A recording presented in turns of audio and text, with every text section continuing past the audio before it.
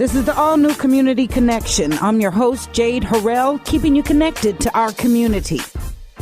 Money Smart Week has arrived once again, and the entire goal is to empower, inform, educate, and create opportunities for you in your finances. Aren't you tired of doing the same old thing that you've been doing year after year? Let's get up over the hump. Money Smart Week is designed for just that. At the source of money and finances oftentimes is employment and our careers. So how about a financial empowerment and job fair? I am joined today by Vita Jeffrey, who is the manager of community economic partnerships and co-chair for the St. Louis Regional Unbanked Task Force, and also Paula E.W. Carey, who is with the Urban League of Metropolitan St. Louis, Director of Housing with the Urban League of Metropolitan St. Louis, joining us to talk about this great opportunity. Thank you both, ladies. Thank you for having us. In synchronicity. I could have did a commercial with that. Oh, my gosh. So let's talk about it. First of all, Vita, we'll start with you. Let's talk about what's happening with the Department of Economic Development. So the State of Missouri Department of Economic Development works on a number of things. We're excited this year to be partnering with the St. Louis Metro Housing Task Force, with the Office of Financial Empowerment, with the St. Louis Regional Unbanked Task Force, with the FDIC, and all the partners that are coming together for the first time on a platform like this to work on the pieces that tend to keep our community frustrated economically. Mm-hmm. And if you look at what's going on economically, whether it's building in our community, drawing businesses to our community, whether it's helping to empower the people in and around St. Louis, it really takes all of us to sit at the table to talk about how to continue building a bigger, better, greater St. Louis and stop some of the things that tend to keep plaguing the people who we live with and interact with on a day-to-day basis. Absolutely. Now, that coming together has been unprecedented. So we look at that this year. What are the things that are constantly the common suspects, the usual suspects that plague our community and keep us from enjoying that, Paula? Not having the resources meet the people. So we have a lot of resources in the St. Louis metropolitan area. Unfortunately, they do not make it to the people they're intended to make it to. So when I see that there are so many organizations and programs and functions, it's not necessarily filtering down at the individual level where they can come out of any of these financial entrapments and struggles that they're in. Correct. Ooh. Correct. And so the way that we address that then is what? It's through collaboration. So it's having that challenge of the entities that are together, and that's one of the reasons we changed the name to the St. Louis Metro Housing Task Force. We started off as the Foreclosure Task Force. And the national... Nobody wanted to talk to you then. Well, they wanted to talk to us then during the time of the crash and going on, that as it changes. Not saying it's still not relevant, but our National Urban League came to one of our meetings and they spoke to those that was in attendance, FDIC. We also had Beyond Housing, St. Francis Center, Better Family Life, just to say, okay, you're working together. We understand there was a real struggle with the foreclosure crisis. However, the landscape is changing. With that being said, work together. And we also had banks there, too. We had Regions Bank, Reliance Bank, and come up with a new name and modify your mission. Mm-hmm. And that's where we came up with the St. Louis Metro Housing Task Force. I became co-chair with Levita Shelton, our housing counselor that's in the city of St. Louis on Vanderventer, and we put it forth. And at that time, we did not invite anybody else to the table because we wanted to make sure we were stabilized. Mm-hmm.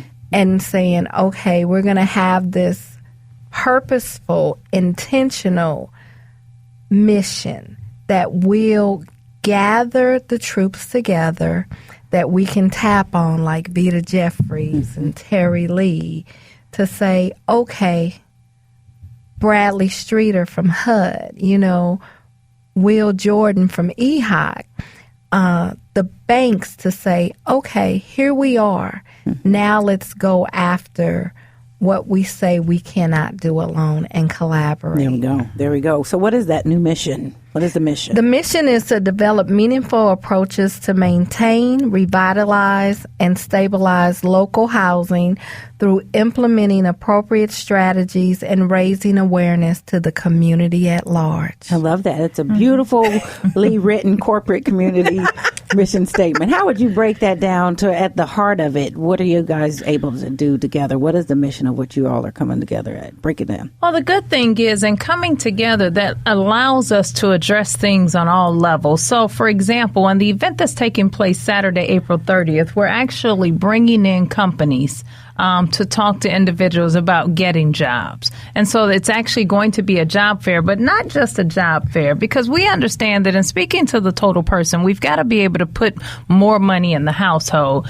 But if we put more money in and we're not helping them to be guided on what's already coming in and what's happening with it, then we're still leaving them in the same situation. And so that day, in addition to having a job fair, we're actually going to have resources available that are going to teach people what their rights are economically. It's going to teach them how to raise their credit score. You know, to jump on what Operation Hope is doing, we're looking at teaching people how to have a credit score that's above 700. And our community, so for so long, people have walked around with a veil of shame with credit scores 500 and below, not talking to anybody, not wanting to admit it, not even realizing that there was something that we can do. And to show you how bad it is in the African American community, low credit scores follow them from age 18, typically through their 50s. And so these are people who end up spending more to drive, to live, for what they wear, even just for their money. A fourth of what people are making is going out to predatory lenders because they're having to pay to have access to their money. So at this event on April 30th, we'll be able to bring all of those entities together. We're actually doing an event for teens where they're going to go through a reality simulator where they'll be taught how to look and start getting ahead. So this fair is a resource for everybody. So it's about getting a job. It's about working on your credit. It's about making access and resources in the community, being able to have people who will be at the tables talking about how to buy a home and being able to put a face with it. Oftentimes what happens is we go hat in hand to some stranger who doesn't know our situation, and we pray that they show favor on us and approve us for something. And we're trying to remove all of that and build solid relationships. So when you go in now, you're going in with somebody that can say, I know you, I know what you've done. It may have taken us 6 months to work through this. It may even take us 12 months to work through this. But having a partner who's educated in this area and who this is their career, it's somebody that you can work through together. And the mere fact that we've got all of these partners on board makes the difference in this event and events to come, where we continue to collaborate. We have the Missouri Commission on Human Rights, who's going to come in and talk about housing rights and how not to keep staying in situation. There are people who are paying rent places where they really shouldn't be paying rent because the standard of living is substandard and they just don't know how to get out of it. You'll have people who have 5 and 6 payday loans and they don't know how to get out of that. And so this fair actually positions people to be able to have someone to talk to about addressing just those kinds of issues. And that's huge when you say about partnership and for the long haul, because again, not everything many things won't be able to be addressed on that Saturday, but certainly putting it into the light, taking some time to initiate that conversation is the biggest first step. Once you get there and get going, then the solutions and the answers and the help will then come. I'd like to see this as a regular conversation, that it becomes familiar and common, so that veil of shame and that shadow of discouragement can be removed, and we press on through and deal with it like we would deal with anything else. That is the village way, right? Mm-hmm, absolutely. That is most certainly it. Well, tell us about Saturday, April 30th a little bit more, and I'm so excited to hear about the partners you have on board. So maybe tell about the event, and we'll go over who were some of these people at the table. Well, one of the other things, in adding to what Vita was saying, you're going to have the opportunity to have one-on-one counseling. So with that veil of shame, some individuals are not ready to be in a classroom. So from 9 until 3, we will have the counselors available. So how would that work? I mean, do I come in and I come up to a table or walk in the door? Help me understand what I'll experience. So when you walk through the door, if you have already registered online, so our registration link is going through the Urban League at ulstl.com under the St. Louis Metro Financial Empowerment and Job Fair. And on that, as we were tweaking the registration, saying how should we have it, and realizing that some individuals need to prepare to go to a job fair. And they may need to prepare with more than just a resume. They may need the right attire. So even in that, with the Urban League and then even with Slate, that there are companies that will equip you and prepare you. We were not as in detailed with that because that was more on Tashara's office in putting that together. Excuse me, but since we're collaborating and we have different individuals at the table, it was what is going to make us different. So when they come through the door to register, or if they've already registered, and hopefully we address the needs that they have, we will have volunteers on site to direct them, give them an agenda, and with the agenda to let them know how the day is going to flow, and for them to pick that information to say, I want to attend a class, but will I have that opportunity to also go through the fair? So we have vendors. So at 9 o'clock, the job fair begins. 10 o'clock, we're going to have a welcome and introduction, a kids zone, so the whole family can benefit. So if you have children and you do not have a babysitter, you can bring them and we will help take care of them. That's a tremendous overcoming that happens. What I hear you say is that through this fair and the focus and mission, that all the obstacles that were in the way, we're removing them so we can operate from just the simple place of the problem. We're going to say we're removing barriers. Removing barriers. We're removing those barriers. And here is the thing. When the community comes out, we are asking them, what is it that you want? Because what happens so often, we create a business and we may have said that's a need, but this is what we're going to do for them. Yeah. So we're asking them, how did you like it? What worked for you? What didn't work? Realizing that's why we have so many different vehicles, because everybody has a different reality of what they would like to drive or how they would like to look. So it's key that you're asking. Yeah, we're asking. Key that you're asking. You know, many times we're stuck in a place because, well, nobody bothered to ask. No one bothered to ask. And the one thing we like is that under the umbrella of Money Smart Week, it's more about education and not so much who you are, because we do have all of the presenters are signing a volunteer application to say, I will not promote me. I will promote the education I came to teach. Yeah. And it takes away all those individual purposes, which could be genuine, you know, coming from a sincere and noble place. But then from there, I mean, I've always loved the idea of task force. I mean, we're bringing our energy and our attention to a situation, not to ourselves. Right. So we win there either way. So we've got the kids zone. You get to know your rights. It looks like there's also home buying, and hugely credit repair is going on.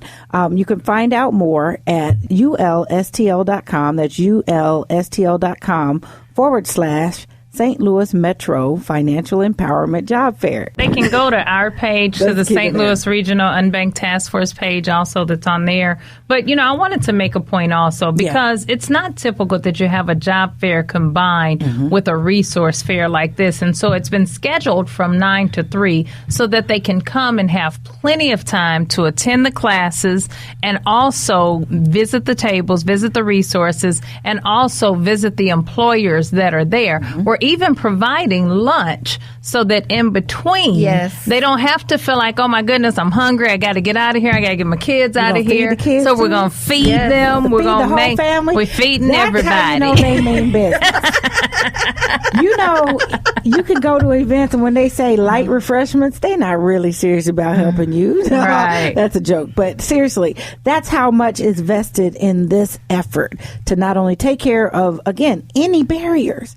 I don't have to worry about my sitter. I don't have to worry about my children being hungry or myself. And I don't have to worry about any limitations that I may have imposed on myself or that someone else has imposed on me. This is your chance to get free. So the invitation is Saturday, April 30th, 9 a.m. to 3 p.m. at the St. Louis Community College at Forest Park in the Student Center.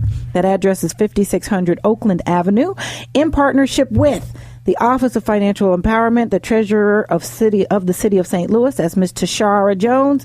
We've got the St. Louis Regional Unbanked Task Force, the FDIC, the Missouri Commission on Human Rights, the Missouri Department of Economic Development, St. Louis Community College, of course, at Forest Park, Slate, Urban League of Metropolitan St. Louis, and the United Way. We want to see things different for you this year. Did I miss anybody? Well, the Metro Housing Task Force. Specifically, Miss E.W. Carey and her team over there at the St. Louis Metro Housing Division Task Force. See? But because there's so many of us. St. Louis Metro Financial Empowerment and Job Fair, Saturday, April 30th from 9 a.m. to 3 p.m. Again, thank you, Vita Jeffrey, who is the Manager of Community Economic Partnerships and co-chair of the St. Louis Regional Unbanked Task Force, and Miss Paula E.W. Carey. And I'm going to say with the Urban League and let you finish that part. Director of Housing for the city, county, and Illinois. Yes. And, see, now we got Illinois. She's all that and knows what she's talking about and means it. And, of course, find out more about Money Smart Week. Log on to moneysmartstlewis.org to get a full list of the activities, classes, schedule, and things that they have to offer. There's no reason for you to sit out this year, and we wish you all the very best success. Thank you both. Thank you. All right, that's it for this week. If you have questions or comments or have something you'd like to include in the community calendar, you can leave a message on our message box at 314-333-8369, 314-333-8369. And for more information about our show or any of our guests, you can visit us online and listen to the podcasts at Spreaker.com. That's Spreaker.com. And search Community Connection with Jade Harrell. You all be blessed, do blessed, and take care.